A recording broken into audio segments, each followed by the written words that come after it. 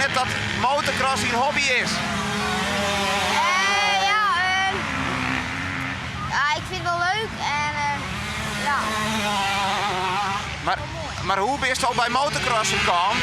Oh, maar mijn vader die is ook, vroeger had mijn vader steeds aan motocross gereden. En ja, toen ben ik er ook, ik wou het ook wel, op mijn vierde ben ik er ook mee begonnen.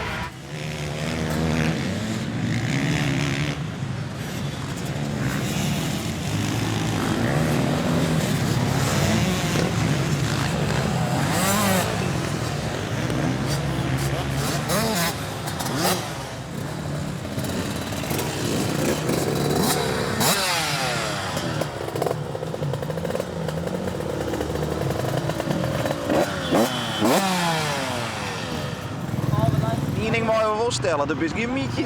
Nee. Want ik zeg, die ik echt een paar grote jongens, nou die gaan zo voorbij. Ja. En is het nou ook nog een vette kick? Jawel, ja. En wat vies het mooiste op zo'n parcours? En de heuvels, ja. Dus echt dat springen, hè? Ja.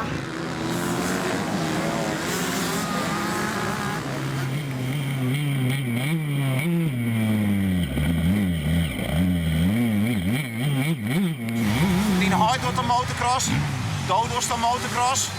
Dan mag ik denken om Verstappen. Ja, dat is heel mooi, ja. Ja, ik ging altijd, ja, met mijn vader ga ik altijd hierheen. En dat is ook wel mooi, ja. Dat denk ik ook wel Verstappen. Zo hard dat hij gaat. En Riesek wedstrijden.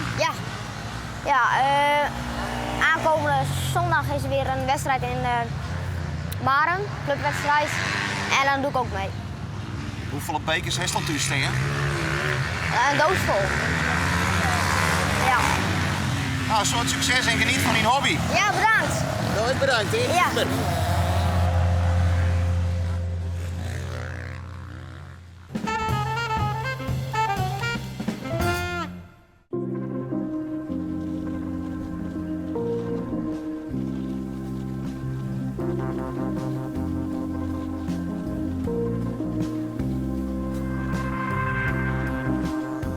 We hebben elkaar in 2003 kennengelernd. En toen wie het al gang we op voor de slacht in 2004. Nou ja, we vonden elkaar wel leuk.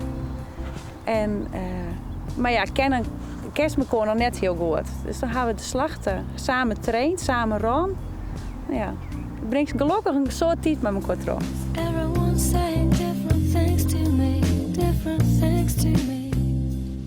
Dat je met een paar hele mooie routes dwars door Friesland toch op plekken komt waar je nooit komt. En dat je echt gewoon uren en uren de tijd hebt om met z'n tweeën over van alles en nog wat te praten. En hoe je over dingen denkt en wat je leuk vindt en wat je niet leuk vindt. En, dus dat kan ik me nog heel goed herinneren. What you see, emotion is sweet, nothing is real. Alleen de laatste kilometers, toen zijn we door het nooit weer. Nee, klopt. Ik vond het heel bijzonder. Er waren heel veel mensen en het was heel gezellig.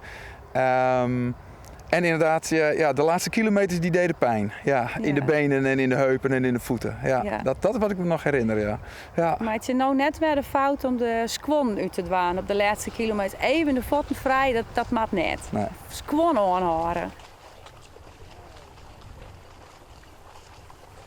Ja, het is echt een groepsgebeuren. Hè? Een hele hoop vrienden die dan ook gaan meelopen. Vanuit het werken, mensen die dan gaan lopen. Ja, dan begint het toch weer te kriebelen. De kinderen zijn wat ouder nu, dus dan is het ook wat makkelijker. En gaan we het nu toch gewoon weer een keer doen. Het is bij mijn 18 jongen hier, de drokke baan. Als dan nou even een uurtje tussen het uitkiest om te rennen, hast echt weer even tijd van elkaar. Ja. In de rust, zonder afleiding van band, van computers, van telefoons. Het is echt weer even te jaren. Ja, klopt. Aan de eetkamertafel heb je toch natuurlijk de kinderen die wel het hoogste woord voeren. Hè? Dus een moment met z'n tweeën, dat is dan wel is het lopen perfect. Ja, dat weer mooi die wordt. ben wel heel nieuwsgierig wat er onderwijs al weer gebeurt. Dus ja, we maken er weer. Ik denk dat het nou beter gaat dan de vorige keer zelfs. Voor mij. Ja.